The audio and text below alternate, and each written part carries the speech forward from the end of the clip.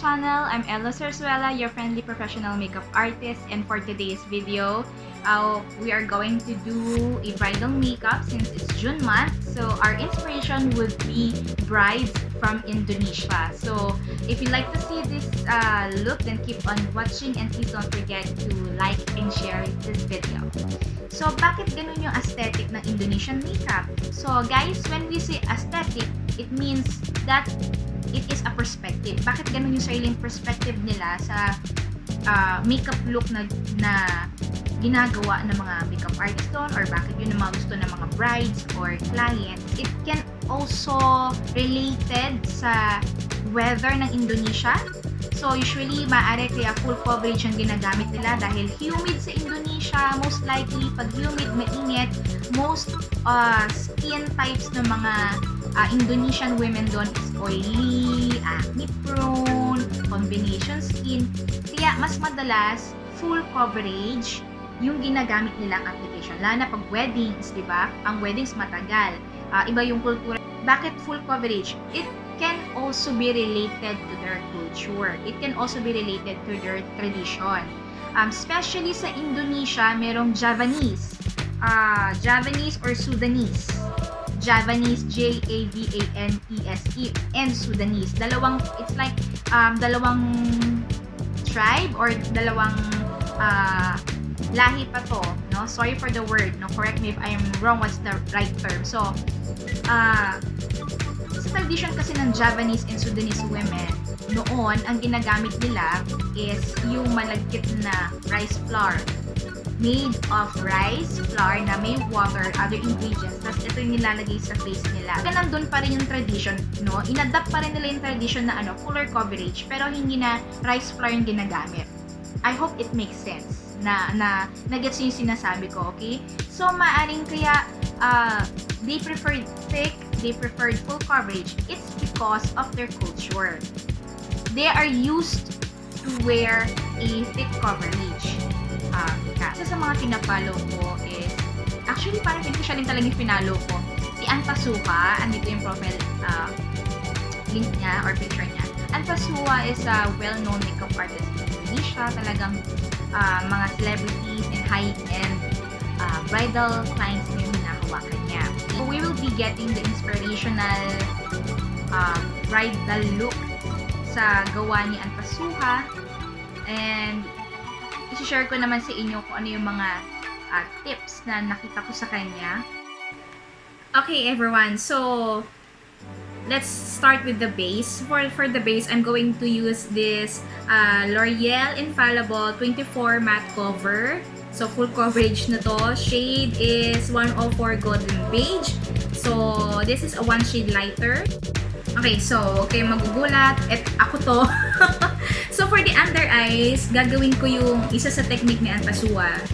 While I'm watching his video, naglagay siya ng almost white dito under the eye para yun yung magiging highlight niya bago niya papatungan ng concealer. So hindi pa ako nagset ng powder, foundation lang to. Ang gagawin ko muna is to build the contour.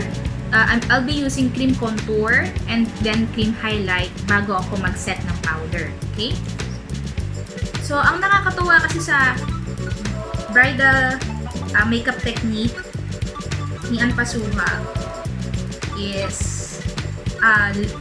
very detailed talagang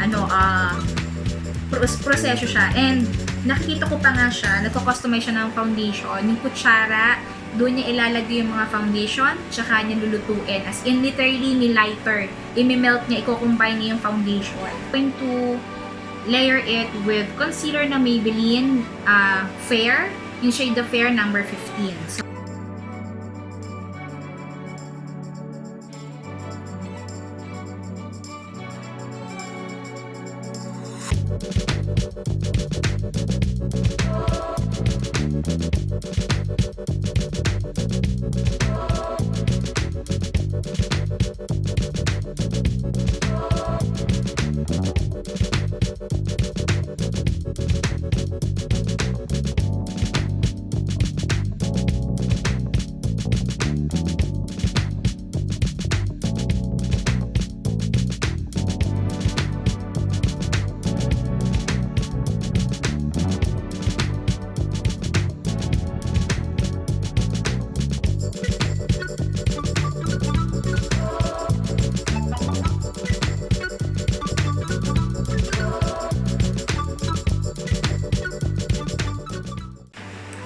Okay guys, after I set my face with translucent powder, I'm going to set it again.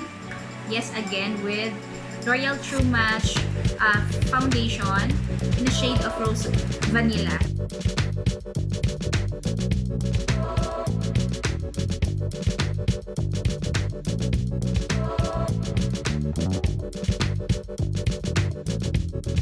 Ito yung technique na nakikita ko kay Anpa Suha. This is not exactly na nakukuha ko yung technique niya, but I see him how he layer the foundation, how he layered the powder. No? Ilang beses siyang nag-layer ng contour saka ng foundation. So, and at the time also yung contour na yung jaw.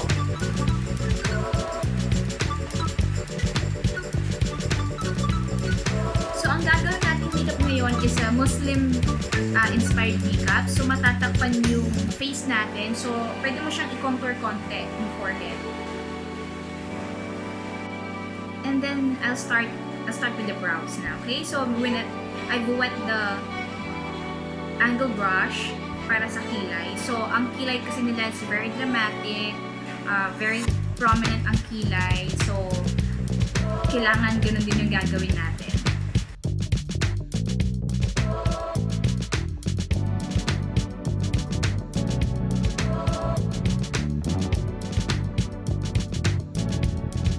Powder brows na I've used Anastasia in soft brown.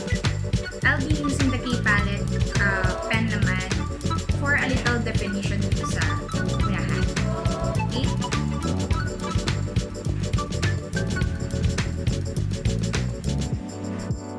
Okay, so unti-unti nang nabibuild yung makeup natin. So for the eyes, I'm going to use the palette of Deviant. Of course, si Albert Cornyawan, he is an Indonesian makeup artist. So I'm going to use his Deviant in Mademoiselle in the shade of Cafe.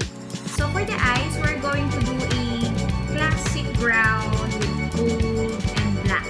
So para makita nyo lang yung classic look na yun, no? Dramatic. So I'm going to wet the brush.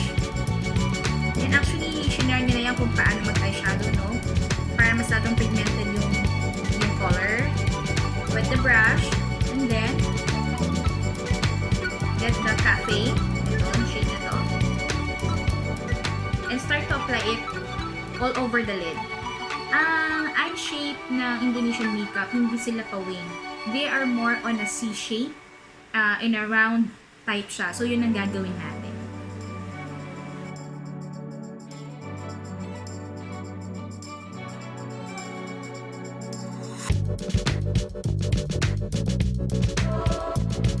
After the dark color, I'm going again to wet my brush and I'm going to apply this eyeful on my lower lid dito para magkaroon siya ng sparkle.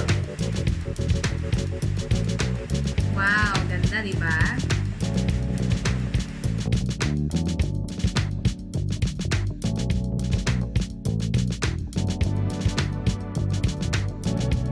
Then I'm going to apply a darker brown eyeful on my lower lash, dito lang sa outer third. Okay?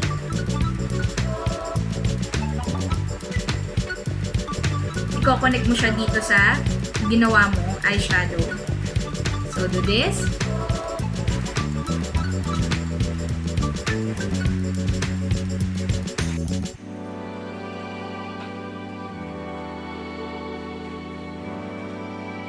So blend on the corner.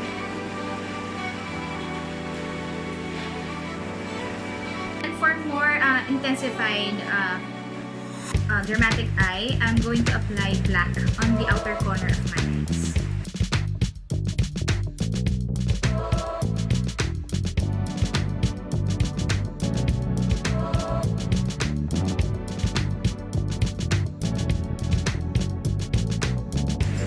Okay, so after my eyeshadow, I'm going to use the MAC Black Track Fluid for my inner and upper waterline.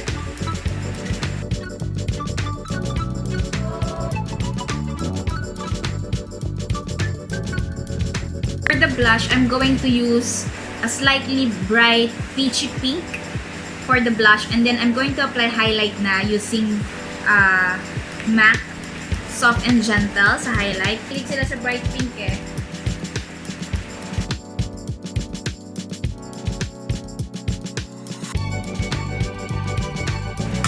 For the highlight, I'm going to use MAC Soft and Gentle.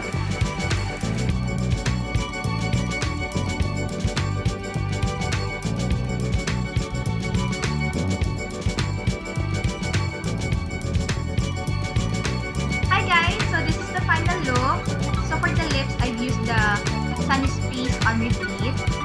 And for the lip gloss, I've used Chanel Rouge Coco gloss.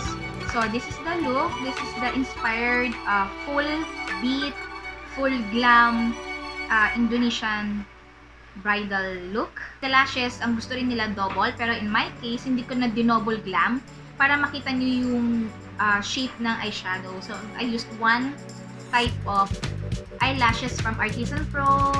That is 2373. Hey everyone, thank you so much for watching. And before I end my video, I would like you to impart something. Kung meron man kayo nakikitang mga Indonesian makeup artists who does a full coverage, do not bash them, but respect them, respect their perspective, respect their aesthetic. They know what they're doing, and alam nila kung bakit ganun yung full coverage na application na kailangan nilang gawin. And to my makeup artist in Indonesia, guys, you inspired me to do this video. I really admire you, how you do makeup, your traditional makeup, Sudanese, Javanese, Muslim. I really appreciate how you do your craft, and I respect how you do it. So guys, thank you for watching. To my subscribers, thank you for supporting me. I hope you share this to your friends, and I would like to shout out to Usapang Mami Skincare Makeup Routine, YouTubers of the Philippines, or YOTP, and Vloggers Philippines. Thank you so much for your support, and thank you for approving my posts in the group. So thank you so much for watching. Don't forget to follow me on my social media accounts. Link is up there or down there. So God bless us all. Take care of yourselves, guys. Bye!